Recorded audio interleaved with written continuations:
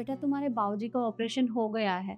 मेरे पास जितने पैसे थे वो मैंने जमा कर दिए, पर अभी 60,000 रुपये और देने हैं।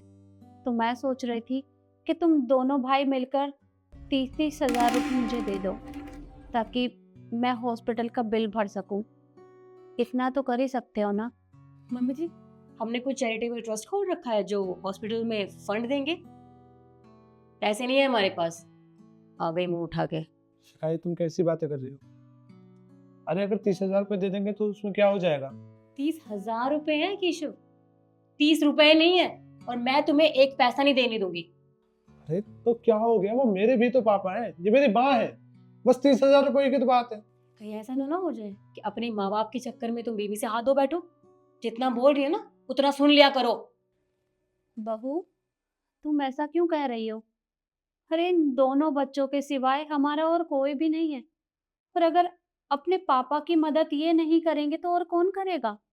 मम्मी जी, जितनी मदद करनी थी कर तो दी है, अब क्या चाहते हो आप लोग? क्या हमारा घर परिवार नहीं है, हमारे खर्चे नहीं होते, हमारे बच्चे नहीं है क्या? आपने अपनी जिंदगी तो गुजार ली, आगे हमारे ऊपर तांडव करने। देखिए पैसे नहीं है हमारे पास, अब जाइए यहाँ से। केशव,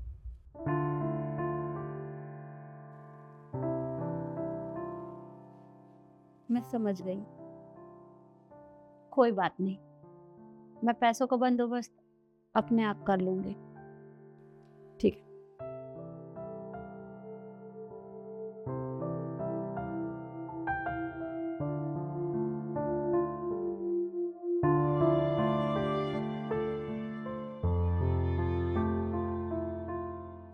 माँ जी, आप एक बार हमें बता देती, निखिल आपको लेने आ जाते। इतनी दूर से आप यहाँ पे अकेली आ गई हैं। सब ठीक तो है? कोई बात नहीं बेटा। वैसे निखिल है कहाँ? वो माँ जी ऑफिस गए हैं। आप बताइए, अगर कोई जरूरी काम है तो आप मुझे बता सकती हैं। ऑफिस? कोई बात नहीं, तो मैं बाद में आ जाऊंगी। माँ जी, आप कैसी बातें कर रही हैं? मैं मानती हूँ वो आपके बेटे हैं, आप सब कुछ उन्हीं को बताना सही समझेंगे, लेकिन मैं भी तो आपकी बहू हूँ ना, और आप मेरी सास नहीं, बिल्कुल माँ जैसी हैं। तो अगर कोई तकलीफ है, कोई परेशानी है तो आप मुझे बताइए ना, वरना आप गाँव से अकेले इतनी दूर नहीं आती। आप बताइए मुझे। वो बेटा, कैसे बताऊं? तुम्हारे बाबूजी का ऑपरेशन हुआ है। क्या बाबूजी का ऑपरेशन हुआ है और आपने हमें बताना भी जरूरी नहीं समझा? सब कुछ आप अकेले फेस करती रही। ऐसा क्यों किया माँ आपने? बस अचानक से उनकी तबीयत खराब हो गई थी, तो पड़ोसी उन्हें हॉस्पिटल ले गए। मुझे बताने का समय ही नहीं मिला, पर अब वो बिल्कुल ठीक है। तू परेशान मत हो। मुझे थोड़े पैसों की जरूरत थी, इसलिए मैं यहाँ आई थी। माँ जी, एक बार हमें फोन तो कर देती। पैसे क्या, हम खुद चल के वहां पर आते। क्या आपने अच्छा नहीं किया?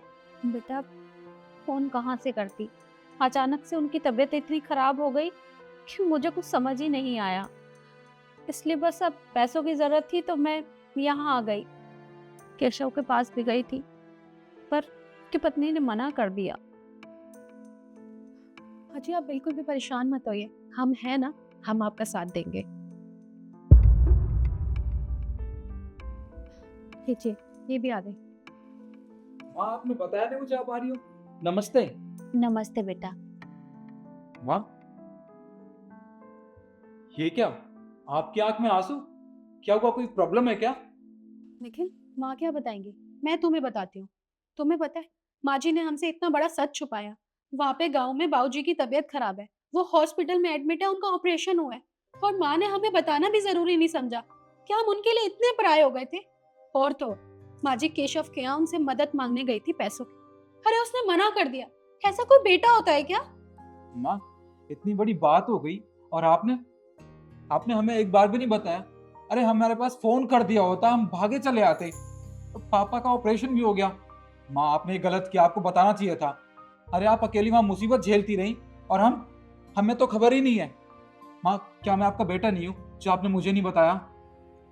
नहीं नहीं बेटा, ऐसी कोई बात नहीं है। अचानक से उनकी तबीयत इतनी खराब हो गई थी कि मुझे कुछ समझ ही नहीं आया। बस मैं परेशान हो गई थी। मैंने जितने मेरे पास थे वो पैसे जमा करवा दिए हैं, पर अब 60,000 रुपये और जमा करने हैं।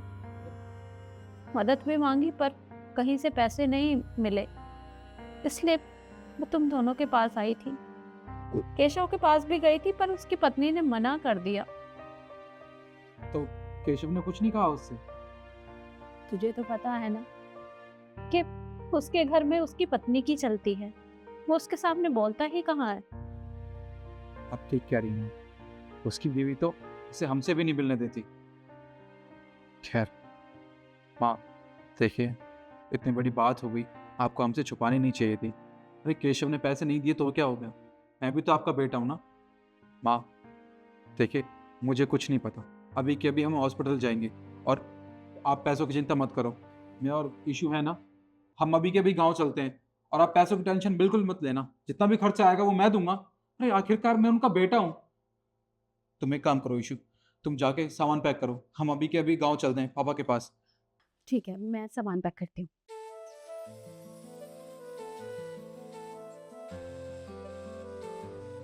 मैं बहुत परेशान हूँ बेटा, अचानक से तेरे बाबूजी की तबीयत खराब हो गई और मुझे कुछ समझ नहीं आया। बड़ी हिम्मत करके तुम्हारे पास आई हूँ। माँ चिंता मत कीजिए, मैं हूँ ना, पापा बिल्कुल ठीक हो जाएंगे, आप कैसी भी चिंता मत कीजिए।